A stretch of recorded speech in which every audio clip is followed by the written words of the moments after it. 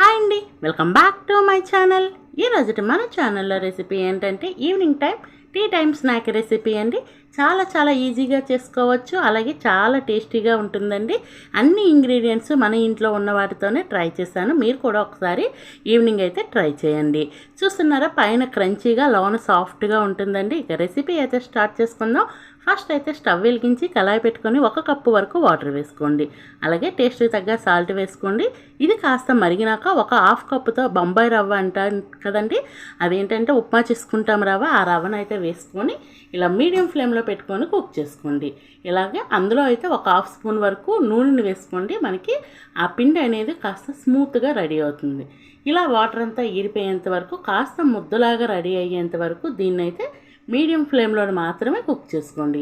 అలా కుక్ చేసుకుంటే రవ్వ అనేది మనకు బాగా కుక్ అవుతుందండి. మరి గట్టిగా ఉండకుండా లూజ్గా ఉండకుండా రెడీ అవుతుంది. ఇలా రెడీ అయిన ఈ రవ్వ బ్యాటర్ అయితే కనుక ఒక బౌల్లోకి అయితే తీసేసుకుందాం. చూస్తున్నారు కదా, ఇలా ఈ బౌల్లోనైతే తీసుకున్నాను. ఇందులో మూత పెట్టేసి ఒక గోరువెచ్చగా అయ్యేంత వరకు కాసేపు అయితే పక్కన పెట్టేయండి.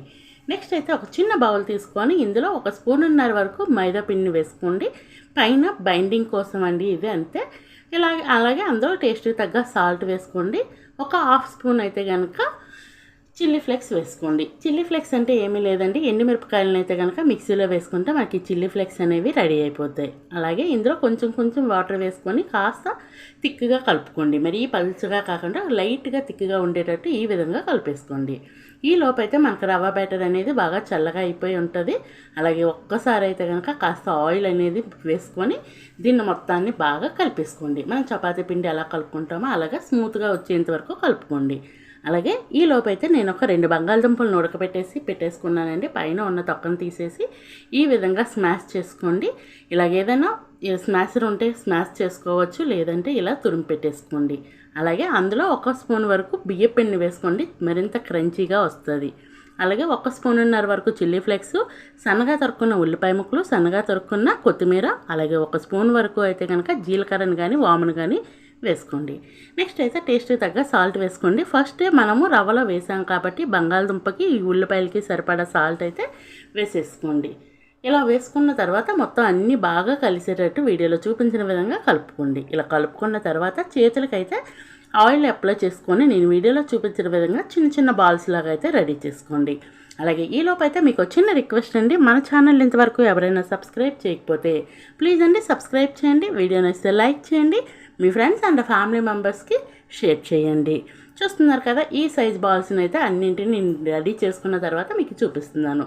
అలాగే ఇదంతా బ్యాటర్ అంతా కలిపేసుకున్నాం కదండి మైదా పిండి. ఇవేంటంటే బ్రెడ్ క్రమ్స్ అంటే ఏమీ లేదండి. ఎప్పుడు మీరు ఇంట్లో బ్రెడ్ తెచ్చుకుంటే మిగిలిపోతే కాస్త గట్టిగా అయితే అవి మిక్సీలో వేసుకుంటే చూడండి ఇలా బ్రెడ్ క్రమ్స్ అనేవి రెడీ అవుతుంది.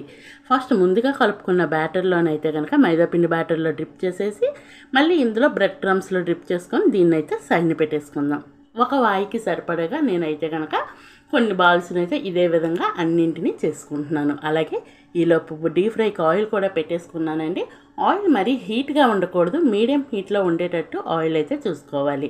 మరి హీట్గా ఉంది అంటే కనుక ఆయిల్ పైన అయితే కలర్ వచ్చేస్తాయి కానీ లోన పచ్చిగా ఉంటుందండి. అందుకే మీడియం ఫ్లేమ్లో పెట్టుకొని దీన్ని 1 by 1 మీకు ఎన్నైతే కళాయికి సరిపోతాయో అన్నీ వేసుకొని మీడియం ఫ్లేమ్లోనే మాత్రమే వీటిని అయితే కనుక ఫ్రై చేసుకోండి.